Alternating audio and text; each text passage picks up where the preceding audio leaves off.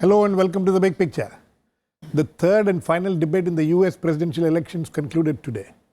This final debate, like the previous ones, and sometimes even worse than the previous ones, ended up with a lot of vitriol and mutual recriminations. The acrimony was so high that once again the two candidates did not even shake hands with each other after the debate ended. The debate covered all the major issues from foreign policy, nuclear weapons, Syria, ISIS, healthcare, immigration, Planned Parenthood, Russia's role in cyber warfare, among others.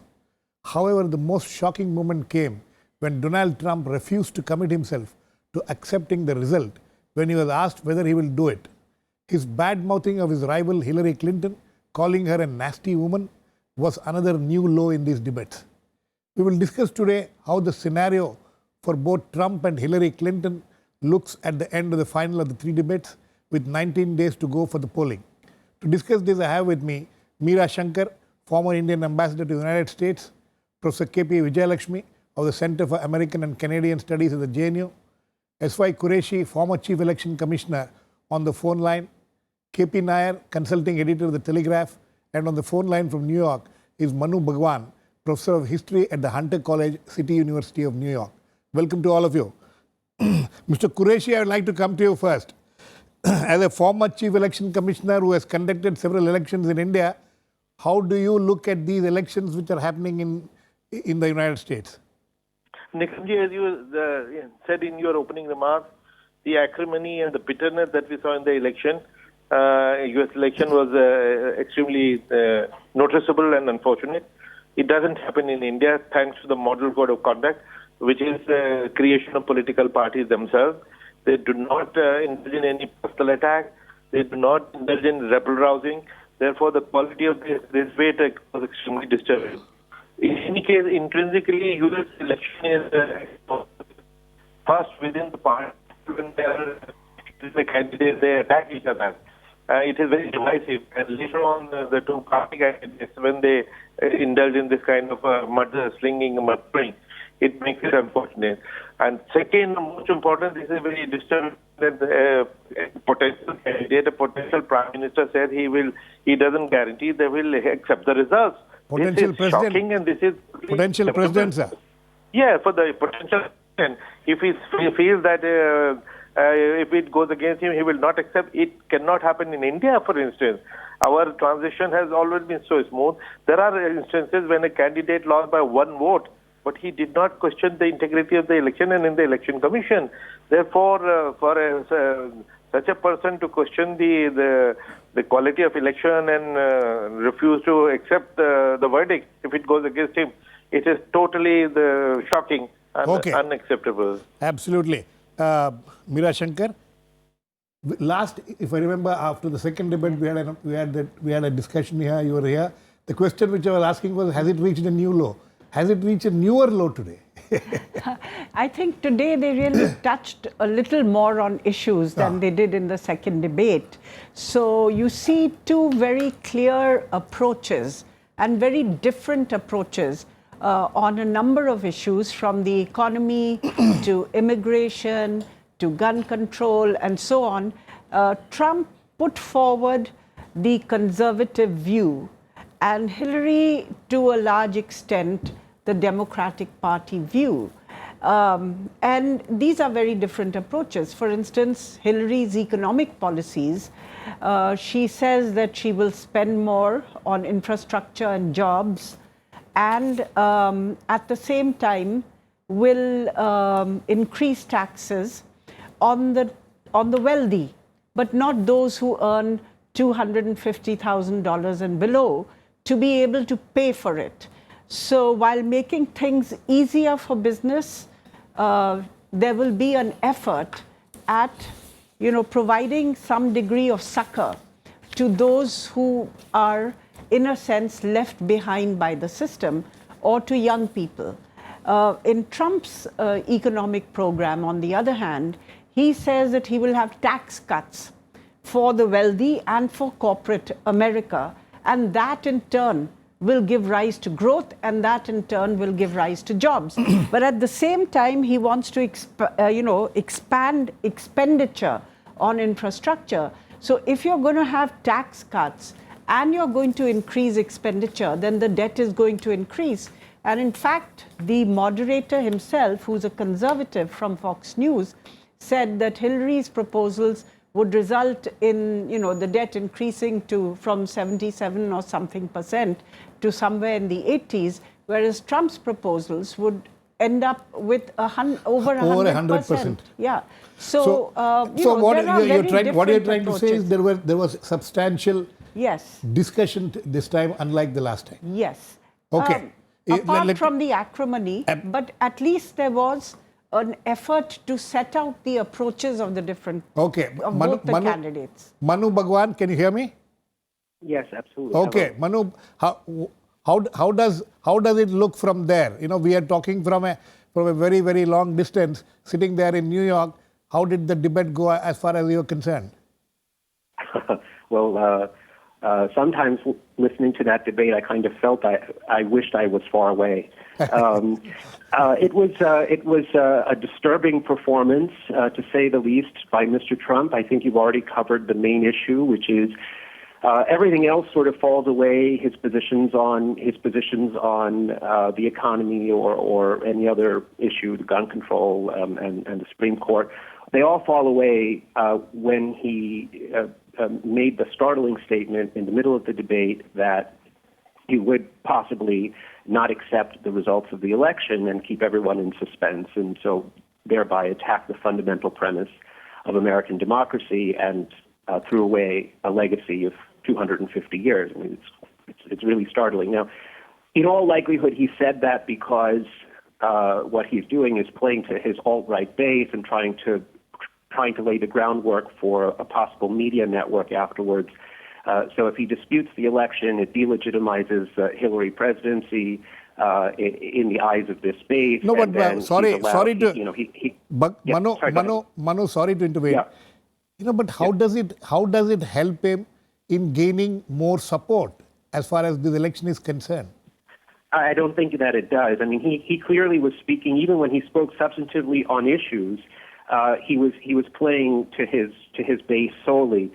Whereas Hillary, in a couple of instances at least, really made a play for the center, particularly towards the end when she quoted when she was citing Ronald Reagan and Trump's attacks on him, and Trump didn't back away from that. Absolutely. That was startling. I mean, Reagan is considered the greatest president in the eyes of most conservatives. And so that was a sort of brilliant play for the middle on her part. I don't think his performance helped him beyond his base. I think his numbers will continue to shrink. She was seen as the winner. She was seen as the winner in instant polls. She was seen as the winner by the pundit class. I think he gave a better performance in this debate than he did in the last two. Right. But that's a low bar to begin with. And the fact that he didn't sort of circle her like a stalker, as he did in the second debate, I think is not much of a victory. Okay, stay on, Manu. I'll come back to you, Vijaylaxmi. So, the two candidates after this round of the final round of debate, you think that they have been able to enhance their image? One. Second thing is, how much do you think has Hillary gained from this debate, and how much do you think Trump has gained? Well, I think Hillary's been clearly the winner in this. In terms of debate, she was very clear on the policy positions, and though she did speak from a Democrat Party's view, and of course many of Trump's positions, whether it's immigration, abortion, and trade, and so on. So what I liked about this debate, let me first put that, is that both they did the culture wars, they did the economic wars, they did the foreign policy wars, and they did the personality wars. So at least we got to see some, meat. It was more organized. It was better organized, and I would give full credit to the moderator, who, by everybody's expectation, was thinking, he's a Fox News guy, etc. But I thought it was very well done. But like I said, she gains because not only on policy issues, but she also deflected much better the attacks from Mr. Trump. In that sense, as a pure debate, you would see that she had the temperament and she was able to talk to a very broad audience. Secondly, she also appealed, and I agree with Manu on this, that she's appealing to all Americans, she said. Americans, Republicans, Democrats, and everybody else, So, you know, as I've said somewhere else, you know, Girish, you have to not just think about governance with, you know, just laws and rules. You have to talk about people. People. And you have to carry all shades of people with you.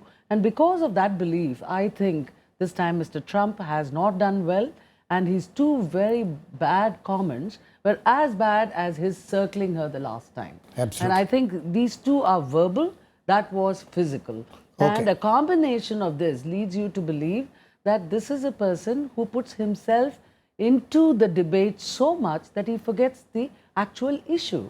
He could have actually cornered Hillary Clinton on the way Clinton Foundation did something, but she was able to bring in Trump Foundation. Absolutely. And he could not quite, you know, and on Putin. And buying a 6-foot-high. Yeah, you know, that whole business. And it was his to take. I mean, he could have quizzed her because the moderator kept asking her very tough questions on Clinton Foundation, and she needs to answer because she does have a certain amount of uncommitted voters and, you know, the Bernie Sanders and, you know, the various segments who are looking to her for becoming more credible. Okay. I think she answered them by just calibrating and engaging with Trump when she wanted and ignoring him when she didn't. Completely, absolutely. And she ignored, especially the question on Bill Clinton's, you know, the thing, and she completely ignored it. And I think she was wise enough to do that. She chose when to engage. Absolutely. That I think is the big point.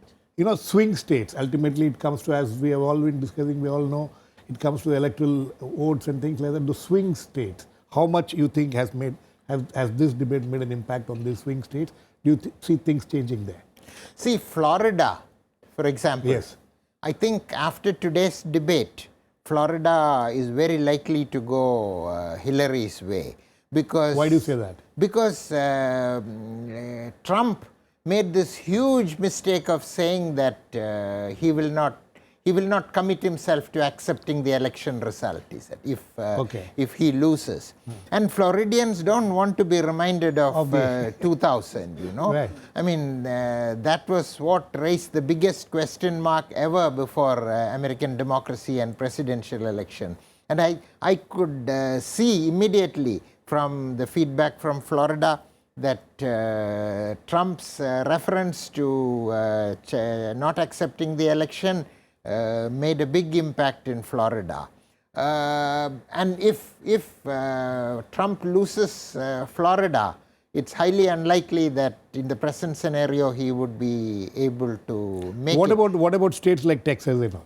See, Texas is another surprise. For the first time, Hillary is within the margin of error. And it's a solid Republican state. And why do you think it has happened? 3%. I think part of the reason is Senator Ted Cruz, who challenged Trump during the primaries, and he refused to endorse Trump, and he did not speak in support of Trump at the convention when he was given a prime slot.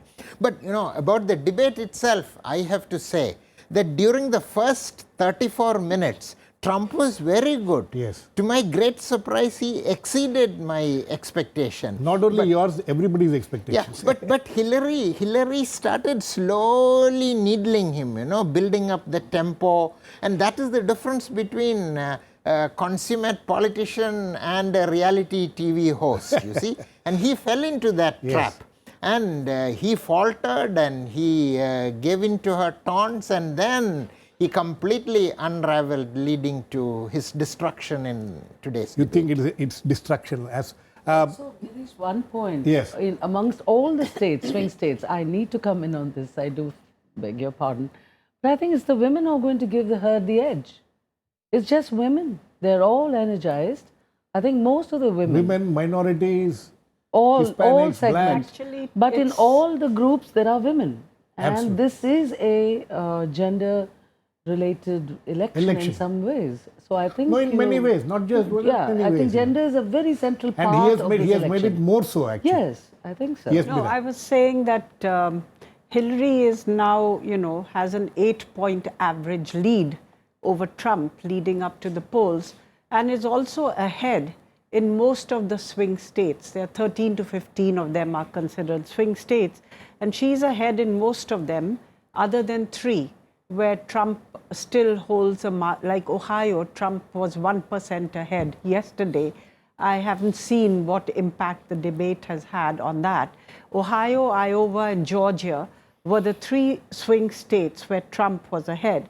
But other than that, in 11 states, Hillary was ahead. In some of them, by not so much of a margin, in some by a significant margin. And she has, in a sense, the Obama coalition, which elected Obama, which reflects the new demographic changes within the United States. You know, the African Americans, the Hispanics, the Asians, women, and youth. Now, the big question mark was whether the young who had actually gone towards Bernie Sanders will vote for her, but now perhaps 55% of them are swinging towards Hillary after Donald's Trump's and also because she's embraced Sanders' platform on university education, not leaving students in debt. She made it a point today to discuss, mention that also. See, the problem, Girish, is that Trump's support base remains the same, but Hillary's is growing. And the result is that as of today, the average of polls shows that Trump has only 138 in the electoral college, and Hillary has 304. 270 is the break even. Mr. Qureshi, Qureshi, as far as the this shocking statement made by Donald Trump is concerned, how do you said in the initial stage when you spoke earlier about comparing it with India, but if you have done any studies of the US election system and Indian election system, and what kind of an impact do you think this will have on the voters? In fact, what come to me as a shock, the ignorance and the quality of American voters. I mean, Meera was talking about 8% margin, the media talk about 8% margin. The kind of despicable statement this guy has made, the margin should have been 80 to 20. The way he talked about women, the fact that he has been a habitual tax evader, and after all that, his support base continuing, it is very, very surprising. Shallow means nothing, and the kind of attitudes are very dangerous to the world if he becomes the president of the most powerful country. No, sorry. How come American voters are not really giving him the vote? Mr. Qureshi, you mentioned about the model code of conduct which actually controls this kind of behavior in Indian elections. You think it is high time now that they also have some kind of a model code of conduct now? They need to learn from India. Yes, I think so. In fact, after the Florida fiasco, which we keep hearing about, I have many American friends asked us to come and conduct elections because this has never happened in India. We have been using technology. We have been using voting machines since 1998. Not once have our elections even a single constituency question. And Florida happened in 2000. It's a pity. They're talking of a rigging of elections. Enemy in the Soviet Union then and now influencing their election. These things are really shocking, and it's not a question of concern only for the Americans, even for the world. America almost controls the world, so we are all watching with the bated breath the way it is going. Absolutely, Manu. As far as doubting the entire election system itself. You think that there is, apart from the fact that it is shocking and all that, but why? From where does this come? Since when did this happen? We hadn't heard this kind of a suspicion about the election system even after 2000. Whatever happened in 2000, things have been pretty smooth in the U.S. elections. Since when did this start? Well, I think that the notion of rigged elections or conspiracies is part of the purview of the alt-right, which is a term used to reference the sort of netherworld of internet conspiracy theorists on the far-right spectrum. And some of the things that they believe in are, as far out there as possible. So this sort of feeds into that the entire country, every major institution the media, the academia, the government, everything is sort of out to get people in this way, and of course, people of color and women, all of these different groups have benefited at the expense of at the expense of the people on the alt-right. That's the sort of premise. Trump is sort of feeding into that. But I think just to sort of circle back to the swing state issue and then Yes. put this into context. First, Trump is an aberration. I mean, in all of American history, this is the first time anything like this has happened. It is, unquestionable that the Republican Party bears a fair amount of responsibility for allowing this to happen. But I think, based on all the data that we have so far, and hopefully in the next couple of weeks, I think the American people are going to put an end to this, and put an end to this with an exclamation point that this is not okay, and that he's going to be sent packing. And the way that they're going to, the way we can sort of see this is that what the very definition of a swing state has changed. Okay. One of your guests, I'm sorry, I couldn't hear her name, talked about Georgia, for example, the swing state. Right. Georgia has long been a deep red state in the South, and so the very fact that it's in play, now, as with Texas, is remarkable. Even Utah is in play, thanks to Evan McMullin, who at the moment is leading. Georgia, YouGov poll had Hillary leading in Georgia. So I think a number of traditionally deeply red states are looking to be in play, possibly light red, possibly light blue. But the fact that we're even discussing this is bad news for Trump and bad news for the Republican Party, and good news for the Democrats and for, in this case, democracy as a whole. Okay. If I may, briefly, irregularities in American elections are not new. The debate is still going on, whether if the Daley family had not swung the Illinois result in favor of JFK, whether Nixon would have been the president. Ohio 2004, there's still controversy about how the Secretary of State did things which helped Bush get it, So this in Florida, for instance, the way felons are not allowed to vote, the way the list has been drawn up, it has been controversial. But this is the first time that a candidate has condemned the election process lock, stock and barrel. That's the difference. That is absolutely. Also, before the elections have taken place. Exactly. After you may have had some talk of irregularities After the voting has been the done. results have come out. But to do it well before, because he's talked of his rivals triggering violence at his rallies, that is something which was rigging shocking, the voters' rolls and so on. So one doesn't know whether he's just doing this to, in the expectation that he's going to lose and this will provide a rationale, or that it is going to be something which he's going to polarize his support base against after the elections, in which case it would be, quite bad. Post-elections will be quite a damaging thing. Yes, Vijaylaxmi, yes, sir. Okay, there are No, quick I want points. you to address another thing. This entire email controversy. Yeah. There's been a lot of focus as far as Trump is concerned on this. Continuously he keeps talking, In fact, he brings in that even where, Some other conversation. in some other context also he brings in that. So how much of it has had an impact and will have an impact? Well, I think, to straight answer your question, I think there was an impact because when Hillary Clinton was declared as the nominee, one major disadvantage she had was about her personality and credibility as a candidate who's not transparent and so on. But I think she's overcome a lot of that.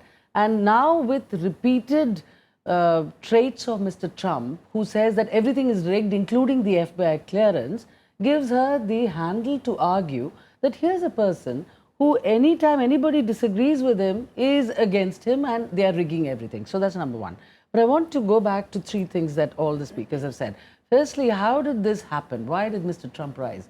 I think we need to remember that when you first began looking at this election, the outsider was always at an advantage because there was a severe voter anger. And very much we discussed here, Girish, about how voters are annoyed. Secondly, Clinton, Bush, Clinton, that whole irritation about all of that. And then Clinton's own emails, etc. All these were the reasons why Mr. Trump, who I believe I said did not even think he might get so far so quickly, but he did gain momentum.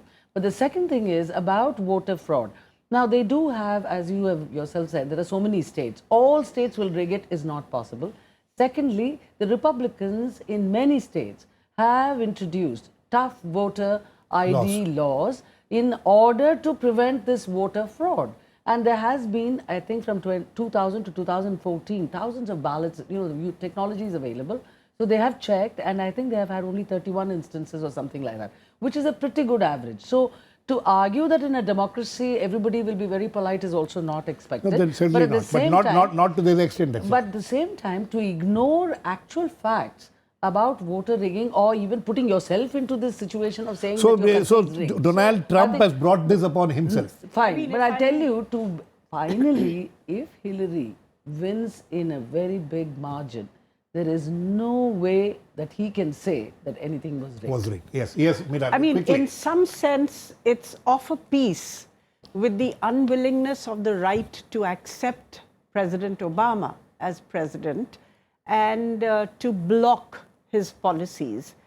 And Donald Trump's whole birther controversy, which basically was what? That President Obama was not eligible to stand for president since he wasn't born in the United States. Yeah.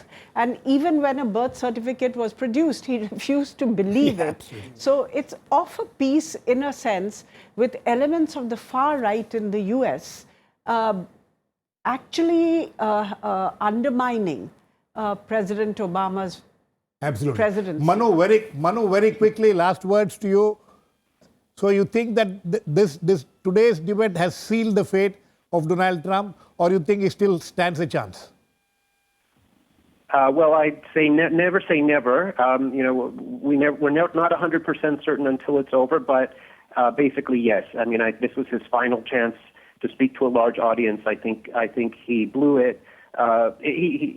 Despite an okay performance, some major gaffes, I think, has sealed his fate. I think it's over. I think Hillary will be the next president of the United States. I think on that note we'll end. We'll of course keep a close watch in the next 19 days when the elections are still, the campaign is still on, and then on November 8th when they go for vote, and after that we'll keep a close watch and see what will happen. Thanks to all my guests. Please keep watching. We'll come back with another issue in the big picture same time tomorrow.